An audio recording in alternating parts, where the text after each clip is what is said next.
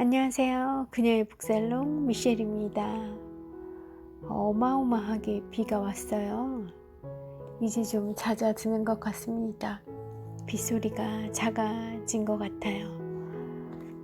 네, 오늘 소개해드릴 책은요, 카프카의 책을 골랐어요. 성입니다.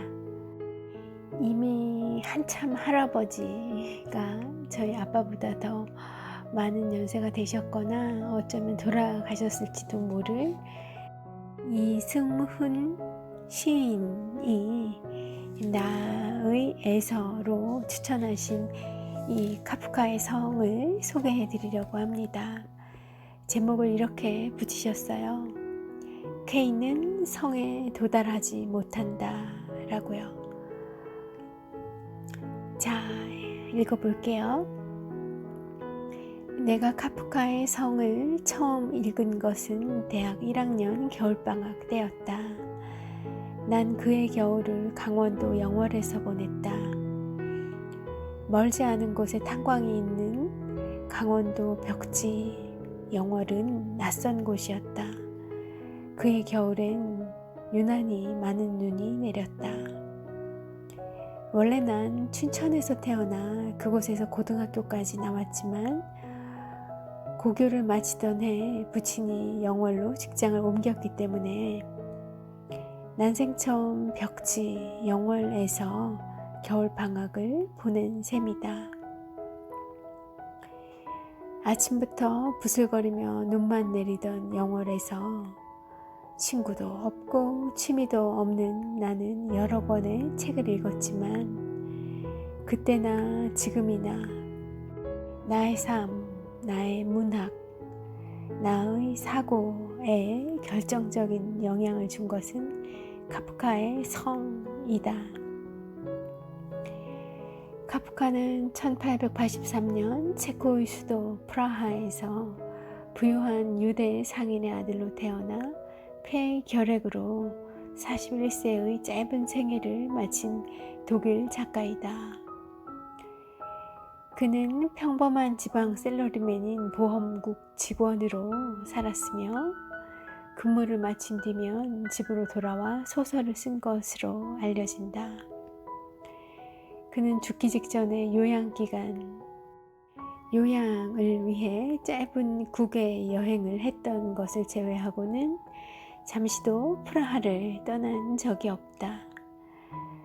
그가 여행을 별로 즐기지 않은 것도 마음에 들고 일생을 평범하게 산 것도 마음에 들고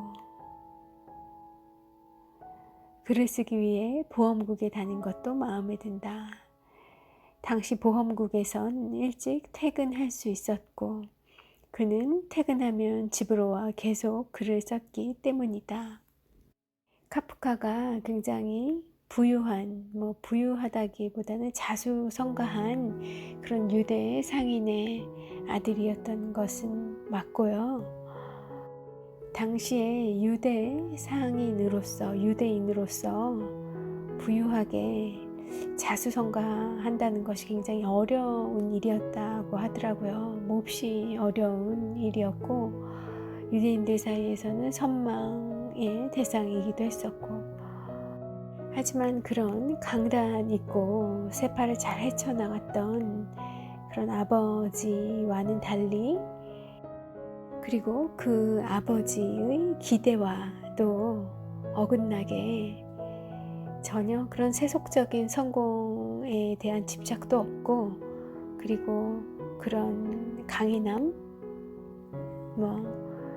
생활력 이런 것들에 대한 선망도 없고 재능도 없고 또 선호도 없었어요. 그 방면으로는 그는 오로지 글을 쓰고 싶었고 자아를 찾고 또 그런 내면의 생각과 왜 사람들이 이러는가 이런 것들을 풀어가는 그런 것들을 고민하고 풀어가는 그런 내면 세계, 정신 세계에 대한 선호와 갈망이 컸던 인물이죠.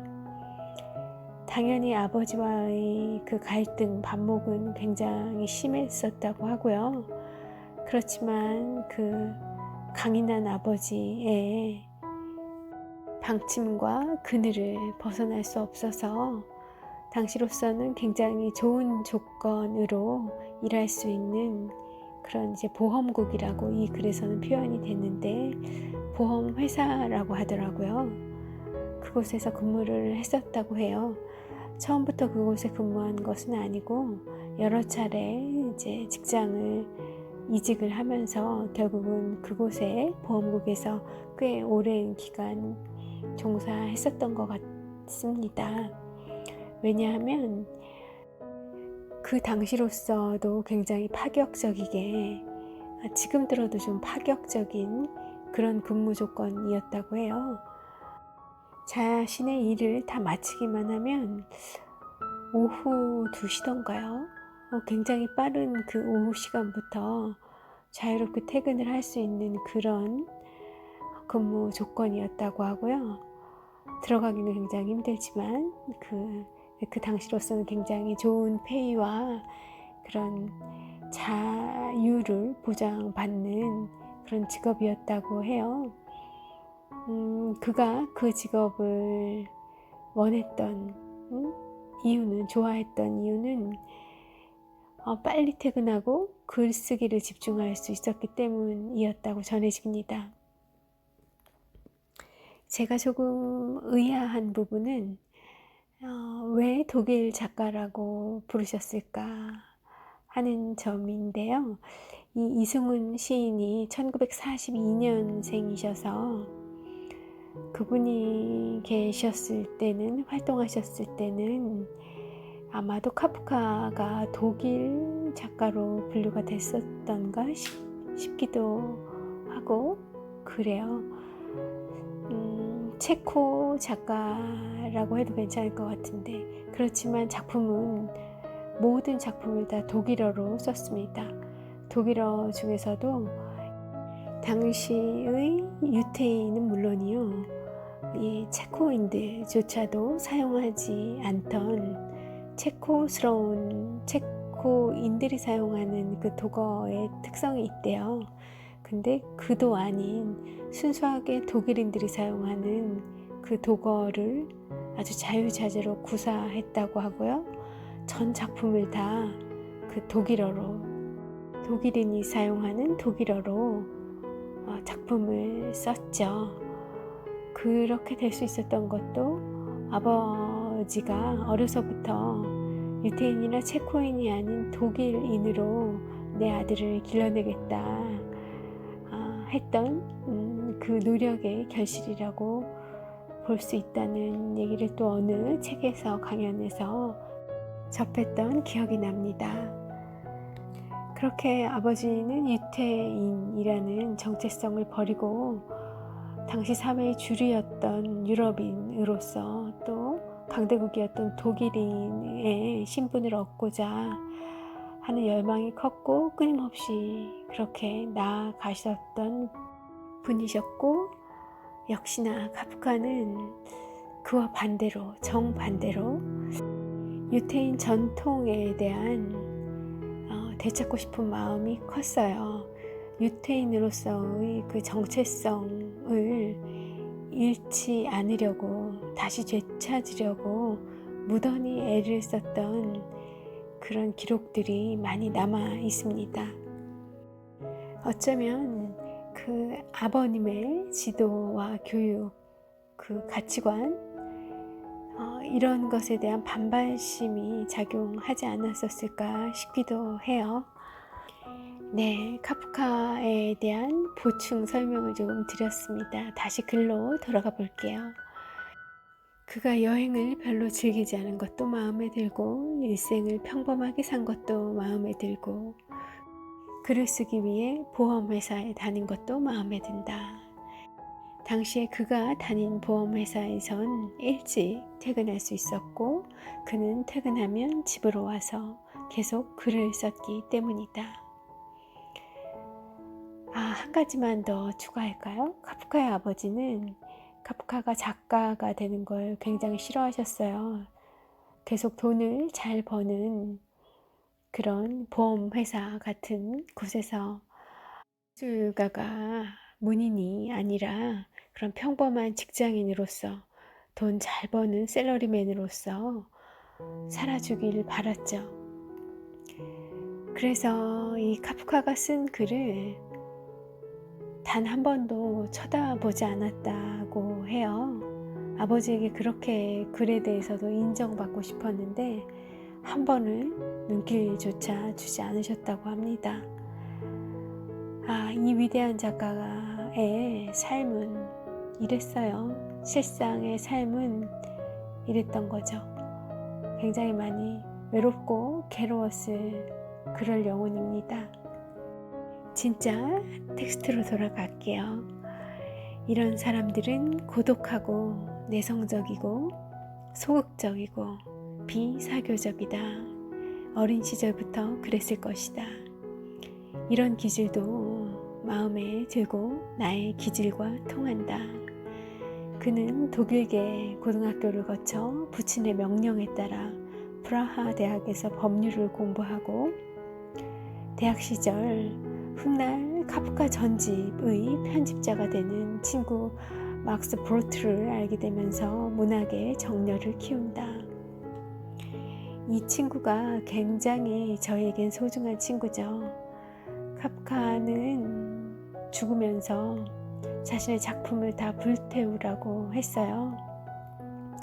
그런데 이 친구가 이 작품들의 불사른 작품도 있지만 보관하고 있었던 작품들도 있었고요. 그것들이 꽤 되었고 또 그와 함께 카프카와 연인 관계였던 또 그 여인이 보관하고 있었던 것도 일부 있었다고 해요. 그것들이 지금 전해져 오는 것들이고요. 이 친구가 없었다면 카프카가 작품 활동을 하는데 많은 에너지를 받지도 못했을 것이고 또 그 좋은 작품들이 다 땅속에 묻히고 태워질 뻔 했었던 겁니다. 고흐의 동생 테오 그리고 그 테오의 와이프와 테오의 아들 격인 셈이죠. 결국 고흐가 우리에게 기억되고 남을 수 있는 건 그의 많은 수많은 작품들과 글들, 동생 테오에게 보냈던 글들이 남아있기 때문인데요. 그 남아있는 글들을 잘 보관하고 세상에 널리 빛을 보게 해준 사람이 바로 동생 테오의 와이프와 아들이거든요. 그런 것처럼 카프카에게도 그런 대학 시절 친구가 있었던 거죠. 그는 이때 대학 시절에 어떤 싸움의 기록, 시골 혼례 준비 등을 썼고요. 1906년 박사 학위를 받고 1908년부터 1922년까지 노동자 재해보험국에 근무하면서 잡지 휴페리온의 8편의 산문을 처음 발표한다. 1912년 심판, 잘 알려진 작품이죠. 1916년에는 그의 대표작이라고 할 수 있는 변신을 썼고요. 1914년에 나온 유형지에서 그리고 1916년에 단편집 시골의사 등 여러 편의 글을 남겼습니다. 책을 우리에게 선물해 주고 가셨어요. 외롭고 고독하고 슬프고 병약하게 살다 갔지만 아주 큰 인류의 보물을 남겨주고 가셨죠. 카프카는 1917년 폐결핵 진단을 받고 여러 곳으로 요양을 떠나고 그동안 장편소설 성, 굶주리는 광대 등을 출간하게 됩니다. 1912년 베를린 태생의 펠리치에 바워 양을 만나게 되고요. 2년 후에 약혼을 해요. 하지만 결혼에 대한 회의와 불안 때문에 다시 파혼하게 되고 1915년에 다시 만나서 두 번째로 약혼을 했다고 합니다. 그러나 1917년 결핵 요양길에 오르면서 어쩔 수 없이 다시 파혼하게 되고요. 1920년에 메란에서 빈 태생의 센스카 부인을 만나지만 또 2년이라는 짧은 연애 후에 헤어지게 되었고 39세가 되던 1923년에는 소녀 도라디만트를 알게 되어 동거 생활 하셨고요. 그렇지만 전후의 불경기와 병과 가난에 시달리며 결국 1924년 빈 교회의 요양원에 들어가서 그해 6월 그곳에서 영면하셨다고 해요. 41세의 이른 나이였다 하고요. 겉으로 보기에는 평범한 것 같은 이런 작가가 이 평범한 삶 아닌 것 같은데 당시로 보면 더더군다나 그럴 것 같은데 그러니까 뭐 화려하지 않다는 그런 의미의 표현이셨을 것 같아요. 겉으로 보기엔 평범한 것 같은 이런 작가나 시인들이 보여주는 것은 삶의 외면이 아니라 내면이고 그 내면이 바로 사회와 통한다는 그런 역설입니다. 원래 성이란 이 소설의 제목은 카프카가 생전에 구두로 말했던 것을 기억해뒀던 친구 브로트가 원고를 출판할 때 붙인 이름으로 알려져 있습니다. 이 소설은 카프카가 결핵에 시달리며 요양을 다니던 그 시절의 카프카의 내면을 반영하고 있어요. 제1차 세계대전 이후의 현대인들이 체험했던 그 삶의 부조리함을 반영하고 있습니다. 안 그래도 자라나면서부터 감수성이 굉장히 예민했고 그리고 당시 체코라는 그 동유럽에서 유태인으로 살아가는 것도 굉장히 만만치 않은 일이었다고 하고요. 후에 제2차 세계대전 일어난 거 보면 그 전에 분위기가 어떠했을지 짐작하실 수 있잖아요. 어느 날 갑자기 문득 유태인에 대한 그 유럽, 특히 독일의 지도층에 그 텐스가 어느 날 갑자기 바뀐 게 아니라 쭉 그런 히스토리가 있어 왔던 거예요. 아주 그런데 불 붙여진 것일 뿐이지 도화선에 이제 방아쇠가 당겨졌을 뿐이지 아주 오래전부터 그 유럽 지역의 유태인들에게 어떤 차별과 박해가 있었는지는 수많은 기록들을 통해서 상세한 기록들이 남겨져 있더라고요. 그렇게 그런 가운데서 살았을 카프카 아버지와의 반목이 심했고 그 유태인의 부유한 가정이라고는 하지만 자녀 형제들이 온통 자녀 자매들 뿐이었고 아들은 오로지 카프카 한 명이었어요. 그래서 더더군다나 아버지는 카프카가 이 집안의 기둥이 되어 주어야 한다고 생각을 했고 본인과 같이 그렇게 강단 있고 처세에 능하고 승부사 기질이 있고 그러길 원했죠. 그렇지만 카프카는 아니었어요. 그런 가정 환경에서 이 외로웠을 상처받았을 카프카의 심경이 고스란히 드러난 게 변신이란 작품 속에 그레고리 잠자라는 주인공이었죠. 본인의 모습을 그렇게 투여하고 있어요. 그런데 그런 어린 시절 모자라서 세계대전까지 경험을 하게 되는 거죠.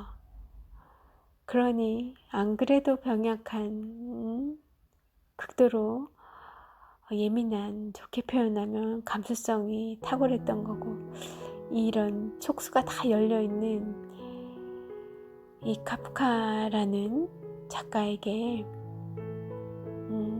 세계대전이라는 경험이 어떤 영향을 주었을까요? 심적으로, 그리고 신체적으로. 아마 모든 에너지가 다 탈진되지 않았었을까 싶어요.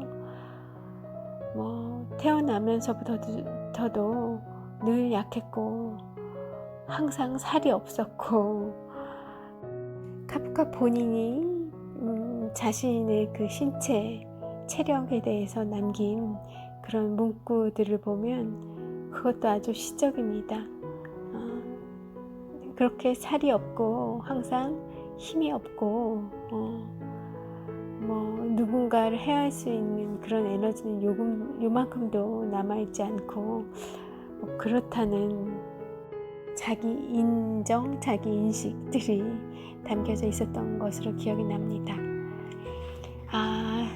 이 성에 대한 이야기를 좀 드려야 될 것 같은데 너무 카프카에 대한 얘기만 제가 하고 있어요. 책 속의 문장 조금 읽어 드려 볼게요. 카프카 성 속의 문장입니다. 늦은 저녁에야 케이는 마을에 도착했다. 마을은 눈에 파묻혀 있었다. 성이 있는 산은 조금도 보이지 않을 뿐더러 안개와 어둠에 쌓여 있었다. 성이 있는 것을 알리는 희미한 등불조차 눈에 띄지 않았다. 케이는 오랫동안 큰 길에서 마을로 통하는 나무 다리 위에 서서 멀건 허공을 바라보고 있었다. 주인공의 이름은 케이입니다. 케이는 카프카의 이니셜이라는 해석도 있지만, 그러나 케이는 구체적인 의미를 상화한 그런 점에서 현대인의 초상이라고 볼 수 있습니다. 카프카라는 이름은 까마귀라는 의미가 있고요. 이 이름은 그가 부유한 유택의 상인의 아들이라는 의미가 있다고 해요. 그러나 작중 주인공 K라는 이름에는 그런 의미가 없습니다. 고향, 가족, 조국 같은 삶의 토대가 사라지는, 혹은 그런 토대와 단절된 삶을 암시하는 이런 이름은 그런 점에서 삶의 근거나 토대를 상실하고 사는 현대인의 초상이 되는 거죠. 우리는 많은 사람들이 다 고향을 떠나서 살고요. 그리고 대가족이 해체되고 핵가족을 넘어서 기러기 가족, 그리고 1인 가족이 너무 많잖아요. 1인 세대가 30몇 프로가, 1인 가구가 30몇 프로가 넘어간다는 수치도 접한 적이 있었던 것 같은데요. 이런 상황이라고 하면 K는 정말로 현대인의 초상이죠. 삶의 토대가 사라진, 그런 삶의 토대와 단절되어 있는 삶을 살고 있는 현대인의 모습을 대변하고 있습니다. 그 이방인으로서의, 아웃사이더로서의 삶을 카프카가 유대인이라는 신분으로, 부유한 유대인이라는 신분으로, 또 그런 부유한 유대인, 자수성가한 부유한 유대인에 반항하는 아들로서, 유태인으로서의 본인의 정체성과 뿌리를 찾고 싶어 했던 그 사람으로서 내 뿌리를 잃어버린 것 같은 부유하는 우리 현대인들의 초상이 바로 주인공 K라고 보시면 됩니다.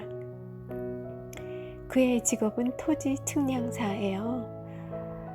토지 측량사인 K가 눈 내린 저녁에 마을로 온 것은 성과의 계약 때문이었어요.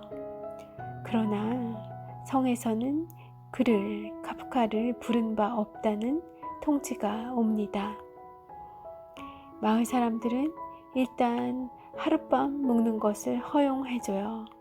그 후에 그는 마을에 머물면서 성으로 가기 위해 계속 노력합니다. 그러나 성에 소속되어 있는 마을 사람들은 그의 말에, K의 말에 귀를 기울이지 않고 냉랭해요. 계속 냉랭합니다.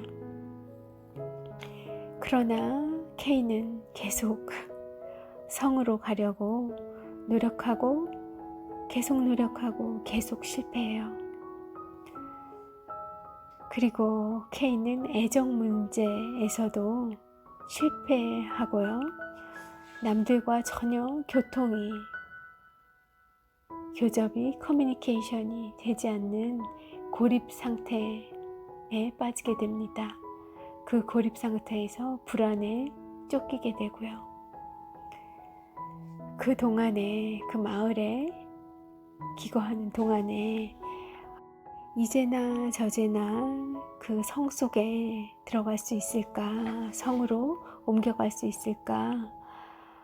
이제나 저제나 오매물망 기회를 보면서 마을에 살고 있었어요. 그 동안에 직업도 얻어서 2명의 조수를 거느리고 학교 관리 사무를 맡기도 합니다. 그런데 우연히 그 바라던 기회가 왔을 때 성 안으로 들어갈 수 있는 절호의 기회가 왔는데 그만 놓치고 말아요. 안타깝습니다. K가 우연히 성에서 일하는 비서 비르겔이 투숙한 여인숙에 들르게 됐고요. 그녀 비르겔은 K가 청원하기만 하면 성에서 받아줄 것이라고 암시를 주죠. 그러나 K는 그 순간 갑자기 피로감이 급습해요. 너무 피로해서 잠이 들어버리고 맙니다. 그 때문에 성으로 옮겨갈 수 있는 절호의 기회를 날려버리고 말아요. 긴 잠에서 깨어난 다음날 페피라는 가정부가 같이 살자고 K에게 제의하는 것으로 소설은 끝나고 있습니다.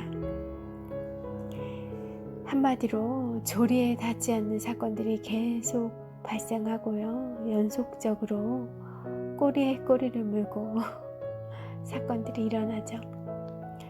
결국 K는 성에 도달하지 못합니다. 바로 그 앞에 다 왔는데 들어가지 못해요.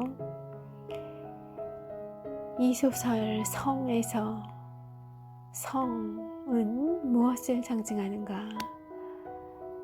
카프카의 친구 브로트는 성이 신을 상징한다고 해석하고 프로이트 학파는 어머니를, 사회학파들은 절대 관료 체제를, 그리고 실존주의자들은 현대인이 체험하는 소통의 단절을 상징한다고 해석합니다. 요컨대 아직도 해석은 계속되고 내가 그 무렵 이 소설을 읽고 배운 것은 삶의 부조리이며 이 부조리를 부조리로 수용하는데 40년이 넘은 셈이다. 부조리의 극한에서 최근 내가 읽고 있는 것은, 내게 읽혀지는 것은 텅 빈 공백이고 이 공백에서 터지는 웃음이다. 사실 우습지 않은가? K도, 성도, 마을 사람들도, 또 나도 모두가 생각하면 우습다 라고 끝맺고 있으세요. 네, 아마 다양한 독법이 있을 겁니다. 그리고 이 성이 어떻게 읽히느냐는 수천 수만 이 책을 읽는 모든 독자의 수만큼 다양하지 않을까 싶어요. 저에게는 어떻게 읽히냐면요. 지금의 저에게는, 과거의 저에게는 제가 기억하지 못하지만 달랐을 거고요. 그리고 또 미래의 제가 다시 이 책 성을 보게 된다고 해도 또 제 해석은 달라질 겁니다. 그런데 요즘의 제가 미셸이 이 성이라는 작품을 해석하기로는요, 저에게는 이 성이 어떤 내 마음의 탐욕, 어떤 갈망, 욕심, 가질 수 없는 것에 대한 갈망, 혹은 부질없는 것에 대한 세속적인, 세상적인 그런 것들에 대한, 덧없는 것들에 대한 집착, 이런 것들로 읽혀져요. 그래서 K가 성으로 들어갈 수 있는 그 팁을 얻은 이후에 급작스러운 피로감으로 잠에 빠지잖아요. 그때 저는 굉장한 안도의 한숨을 내셨습니다. 그때 만약에 잠이 안 들어서 청원을 넣고 그래서 정말 청 안으로 옮겨갈 수 있는 기회를 얻게 됐다면 그 이후에 K는 어떤 삶을 살았을까요? 부와 안락함, 지위, 이런 것들이, 존경, 선망, 이런 것들이 보장된 그런 우아하고 편안한 삶을 살았을까요? 이상하게 저는 그런 쪽으로 예상이 되기보다는 이건 정말 순수한 저 개인적인 판단이고 제 경험에 의한 추론일 수 있겠습니다만, 결코 그 삶이 그에게 해피하지 않을 것 같은 거예요. 그 외부에서 온 사람이 그 성이라는 새로운 세계로 들어왔을 때 그 안에 또 얼마나 배타적인 그런 환경이 존재하고 있을 것이며, 그 안에서 그 K가 원하던 삶을 마음껏 펼쳐볼 수 있는 그런 기회를 갖게 됐을까요? 겨우 성 안에 출입이 허가됐을 뿐이죠. 그 성 안에서 오랜 동안 함께 생활해 왔던 다른 성 안의 주민들과는 엄청난 지위와 신뢰의 차이가 있었을 겁니다. 엄청나게 터프한 삶이었을 거예요. 그런 삶을 사는 것이 바람직할까? 오히려 성에 들어갈 자격이 주어지지 않는 것, 그게 오히려 K에게는 더 다행스러운 미래이지 않을까. 더군다나 그 성 안으로 들어가고 싶던 본인의 열망이 헛되거나 사실은 부질없거나 혹은 잘못 판단해서 나의 어리석음으로 인한 탐해서는 안 될 것, 혹은 가치가 떨어지는 것들, 가치 없는 것들, 하나 소용없는 것들이라는 것을 K가 깨달았기까지 하다면 그야말로 지금의 살고 있는 이 마을, 이곳이, 내가 있는 이곳이 나에게 기회가 주어졌던, 나에게 마음을 열고 나를 받아주었던 이 마을이 오히려 나의 보금자리, 나에게 최고의 행복을 줄 수 있는, 나를 나답게 가장 잘 유지할 수 있는 그곳 아니었을까 하는 생각이 드는 거죠. 그래서 제가 생각하기에 이 소설의 가장 클라이맥스라고 보이는 그 성으로 들어갈 수 있는 팁을 얻게 된 순간, 그리고 잠이 들어버리는 순간, 그 부분에서 케인은 실수를 하지 않고 아주 의도적으로 깊은 잠에 빠져버린 게 아닌가. 의도적으로 또 본능적으로 자기가 살기 위해서 몸이 알아서 선택을 한 거죠. 내 주인의 보다 일신이 편한, 보다 행복한 그 미래를 위해 그냥 스르르 몸이 알아서 눈이 감겨지고 잠이 들어준 거죠. 네, 저는 그렇게 읽었습니다. 저와 같은 방식으로가 아니라 실존주의자들이 해석한 대로 현대인들의 그 교통, 교섭의 단절, 이런 것을 성이라고 생각했다면 이야기가 너무 슬퍼지는 것 같아요.